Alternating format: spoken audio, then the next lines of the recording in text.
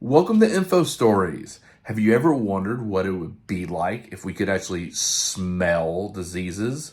What if we could smell cancer before diagnosis? Well, there was one woman in Scotland who could smell a very particular disease, and this is her story. Hope you enjoy. The nurse who could smell a disease. Somewhere in a lab in Edinburgh, a retired nurse presses her nose to a plastic bag containing a stranger's t-shirt. She's never met this person. She has no medical file, no test results, nothing but fabric and scent. She takes one breath, and she tells the scientists something about this stranger's body that no blood test on Earth could have told them yet. This isn't science fiction. Her name is Joy Milne, and her nose would end up rewriting what doctors thought was possible.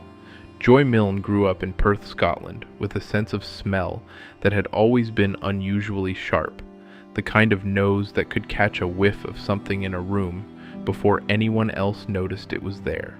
For most of her life, it was just a quirk, a party trick maybe, not a superpower, not yet. She met her husband, Les, in high school. They built a life together. He became a respected anesthetist. She became a nurse.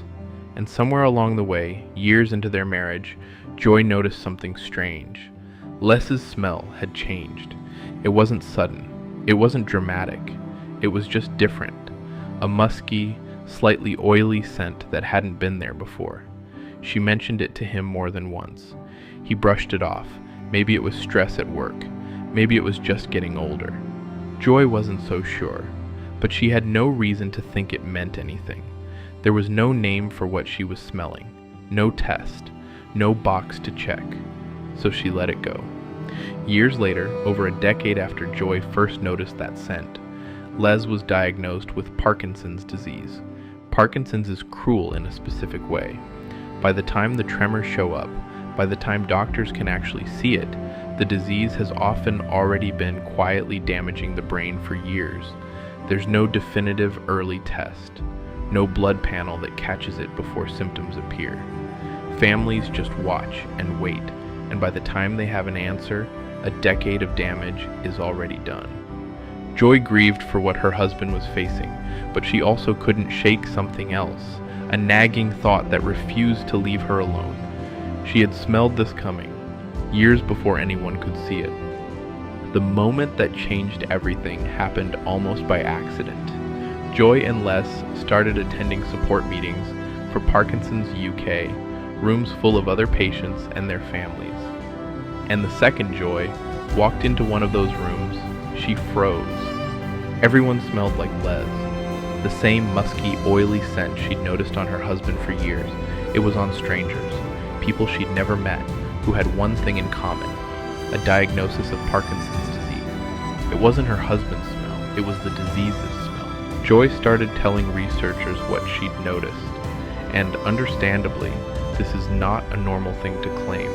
Most of them didn't believe her. A woman saying she can smell a neurological disease sounds less like a medical lead and more like folklore. But one scientist, Dr. Thilo Kunath at the University of Edinburgh, decided there was only one honest way to find out if she was right. Test her. The experiment was simple, and it was designed so Joy had absolutely nowhere to hide. 12 people wore plain t-shirts overnight.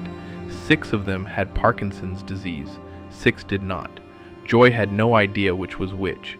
The shirts were coded, sealed, and handed to her one at a time. All she had was her nose. One by one, she smelled each shirt. When the results came back, Joy had correctly sorted 11 of the 12 shirts exactly by whether the wearer had Parkinson's.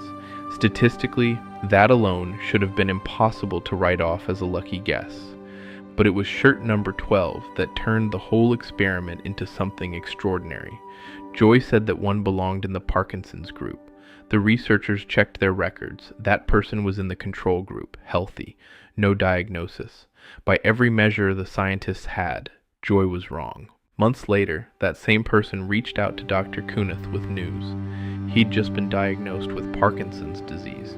Joy hadn't made a mistake at all. She had detected the disease before medical science could, smelling it in a body that hadn't yet shown a single symptom doctors knew how to look for. That's when the room went quiet. Because if Joy's nose could catch a disease before a doctor could, that wasn't a party trick anymore. That was a discovery. Researchers got to work identifying exactly what Joy was smelling. Working with chemists, including Professor Perdita Barron at the University of Manchester, they isolated specific compounds in sebum, the oily substance on human skin, that shift when Parkinson's is present. In 2019, that research was published, with Joy Milne credited as a co-author on a scientific paper, a retired nurse whose nose had done what machines couldn't. That work is now the foundation for something that could change millions of lives. A simple skin swab test, still in development, that could flag Parkinson's disease years before symptoms appear, while there's still time to prepare, to plan, maybe even to slow it down. Le Milne passed away in 2015 after living with the disease for years, but the thing Joy noticed on him, the thing she almost dismissed as nothing, may end up being how the next generation of patients gets diagnosed a decade earlier than he ever could have been. Sometimes the biggest scientific breakthroughs don't start in a lab. They start with someone who notices something is different and refuses to stop asking why. If you enjoyed this story, then please like and subscribe. And thank you for watching InfoStory.